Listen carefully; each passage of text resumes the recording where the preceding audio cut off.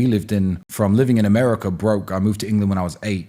I lived in a homeless shelter for 2 years. It was me, my sister, my brother, and my mother in a single room of a government housing program house. The other rooms were occupied by other families, some of them with drug problems, violence problems. It was very loud. We lived in that homeless shelter for 2 years before we were eventually given a council house. My mother worked as a cleaner, cleaning kitchens. Her hands were always, cut and swollen up. And that motivation of seeing your mother exhausted from working jobs that frankly are beneath her. I don't want my mother scrubbing someone else's floors, washing someone's plates in someone else's restaurant. I didn't want that. So I wanted better for her and my whole family, not just better for myself. And this was way before I even thought of having children.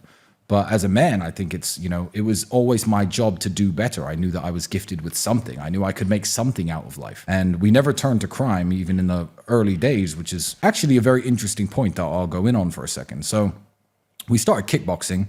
It was enough to pay the bills. We lived in a very bad town, a very rough town. All of your English friends and staff here will know how bad that town is. And back then I would get offers to commit crimes for money. I'd get offers for go and collect money from these people. They owe these dealers money. You're a big kickboxer. Protect us when we go here. Maybe move this package A to package B. And I refused every single offer to commit any crime for money. I'd rather spend my time at the kickboxing gym and keep my head down.